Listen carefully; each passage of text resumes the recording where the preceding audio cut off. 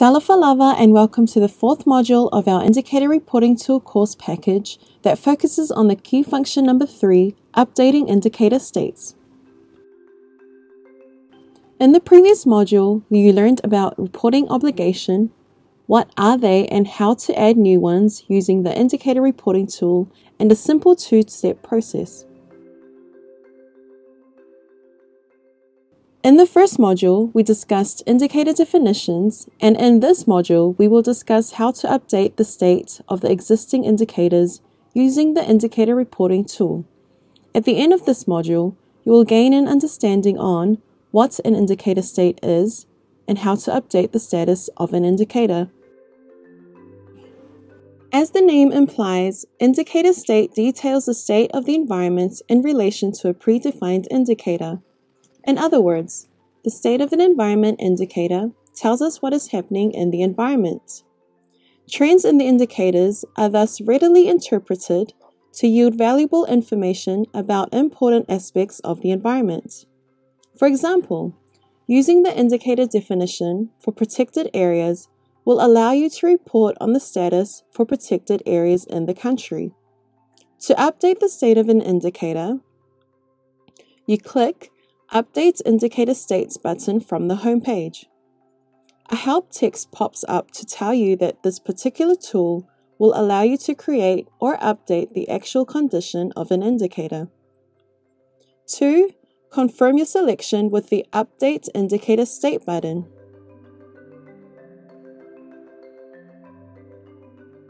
The next landing page displays a list of indicator definitions. If the indicator is already mapped to an obligation and a target, it will be shown in the Reporting Obligation and Target column. You can find a specific indicator using the keyword search or Reporting Obligation filter. There are 7 basic steps on how to update the state of an indicator. Step 1. You select an indicator from the list that you want to update by clicking the Create Indicator State button. Before we go into details regarding each of the remaining 6 steps on how to update the state of an indicator, here is an outline of the steps to follow. Step 1. As highlighted in the previous slide, select an indicator from the list that you wish to update with the most up-to-date information at hand. Step 2. Status narrative. Add text to describe the current state and condition of the indicator completely. In this step, you can also use graphs, images, and maps to illustrate the condition of a particular indicator. Step 3. Impact. In this step, you add text in the field to describe the impact of the indicator on local resources, people, and the environment. Step 4. Response and recommendation. Detail any current national actions, including policies and project development. Outline recommendations for further action. Step 5. Key findings. This is a brief summary, no more than 3 to 4 sentences on the current status, impact, and response. Step 6. Indicator state. And Step 7. Sources. Provide details of any published and unpublished materials used for the population of this indicator state. Once you have selected a specific indicator from the list, the next step would be the status narrative. On the left side of the landing page, the definition of the selected indicator will always be shown throughout the steps. In the status and narrative field, please add a description of the current state and condition of the selected environmental indicator. Data-driven graphs and images can be used to further illustrate the trends and conditions. For example, live coral cover indicator for Cook Islands. After entering in the description, click Save and Continue. The third step is Impact. This refers to the impacts and implications of the current state of the selected indicator on humans, local resources, and environment. After entering the impacts, you will then click Save and Continue. The fourth step is Response and Recommendation. What can your country do to improve the current state of the selected indicator? Therefore, in this field, Add any current and future actions, including policies and project developments that can be taken to better achieve a more sustainable future. Outline recommendations. For example, live coral cover in Cook Islands. Based on the 2019 Cook Islands SOE, the Cook Islands Ministry of Infrastructure is running the Water, Waste and Sanitation Unit to improve water quality discharge and reduce the negative effects on coral reefs. You then click Save and Continue. Step 5 of the process is Key Findings. Add a summary of the current status of the selected environmental indicator, its impact and responses. It is also recommended to insert a suitable image that represents this indicator state here. In the example of live coral cover in Cook Islands, insert its key findings and then click Save and Continue. Step 6 is on indicator state, which is an assessment symbols.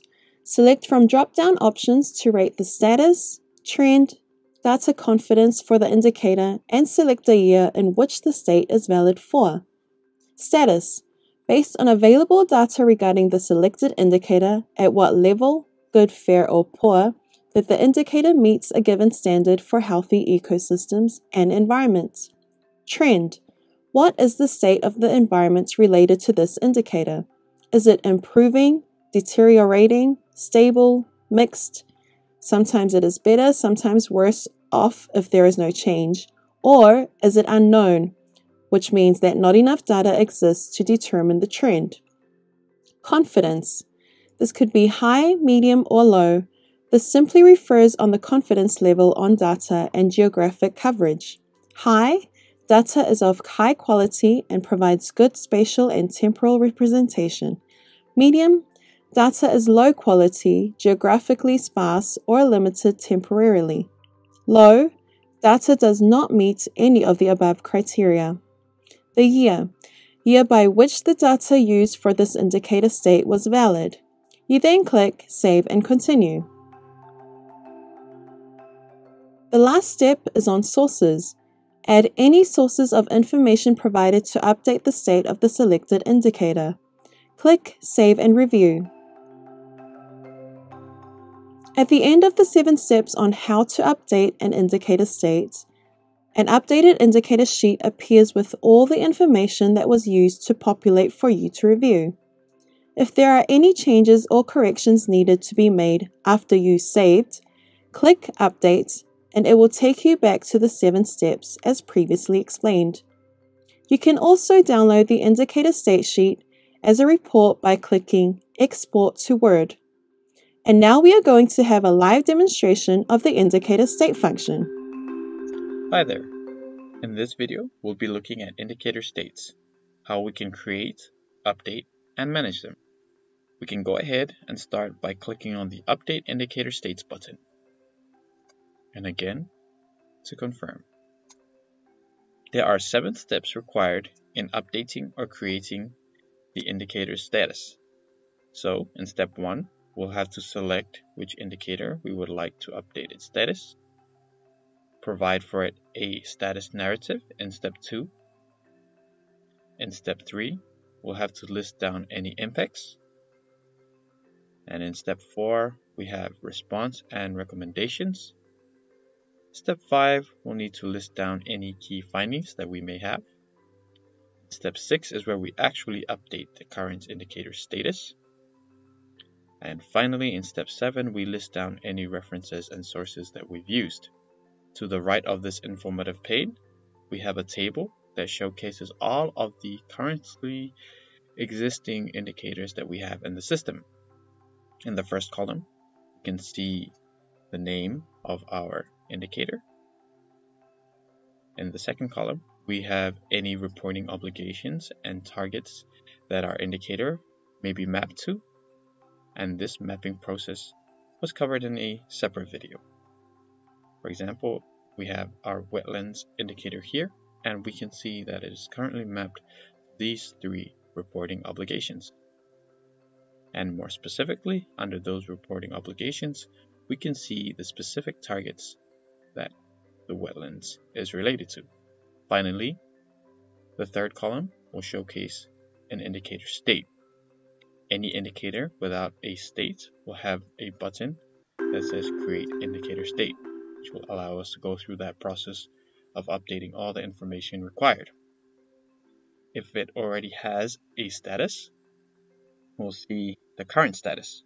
So for the wetlands, we can see that it has a poor status and the current trend of it is deteriorating, and we can see the data confidence for this justification is low, as well as the year that this data is valid of.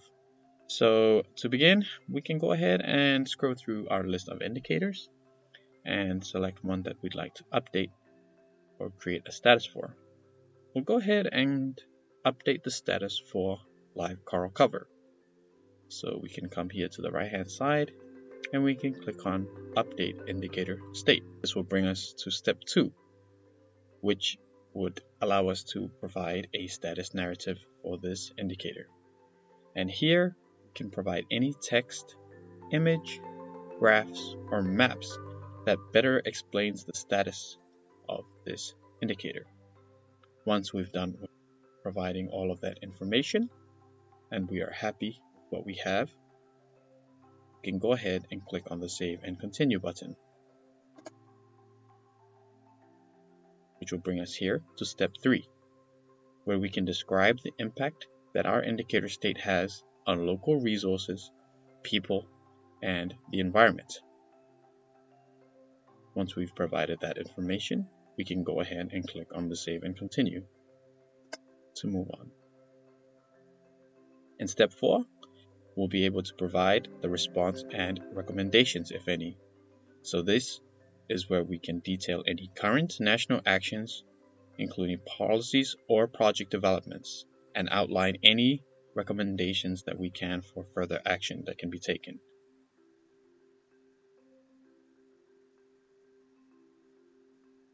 Once we're satisfied with our information, we can go ahead and click on the Save and Continue.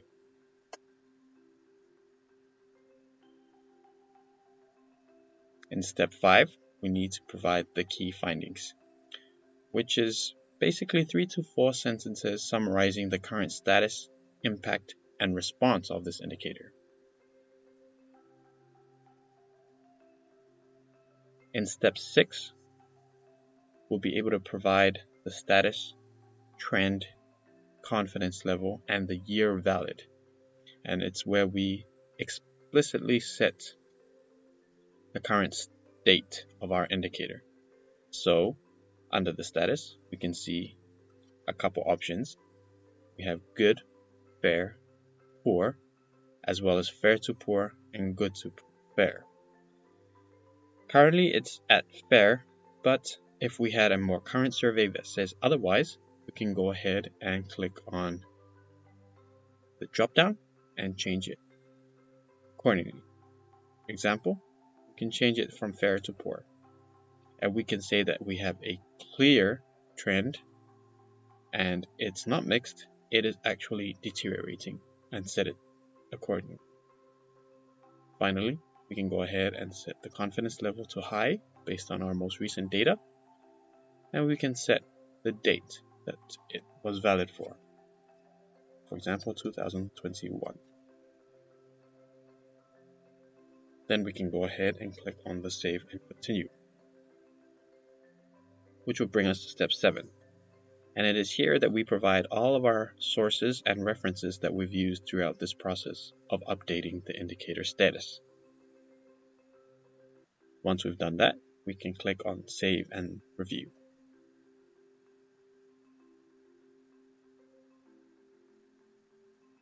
This will bring us to a summary of all the information that we have on hand for the indicator that we've just updated.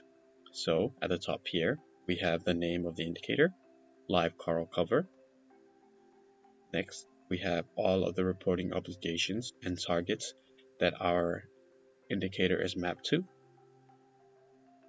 And then we have here on the left hand side the definition of our indicator. And finally, we have the state of the indicator based on all the information that we've just input.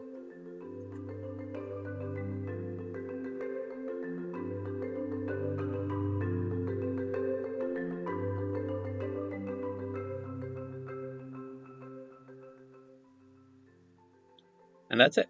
That's a brief overview of how we can create and update the status of our indicators.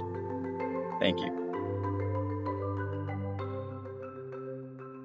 In summary, an indicator state details the state of the environment in relation to a predefined indicator and tells us what is happening in the environment. Since the environment is a broad topic, the state of an indicator condenses a large amount of information about the environment to a concise and easily understood manner in order to represent a particular phenomenon. For instance, we are able to understand the status of the marine environment if we are to assess the state of coral cover, marine water quality, or reef fisheries indicators. There are 7 steps in the indicator reporting tool to guide us in the process of updating the state of a particular indicator. It is therefore important to provide the tool with the most up-to-date data regarding environmental indicators for the purpose of accurate reporting and decision-making. Thank you very much for your attention and see you in the last module.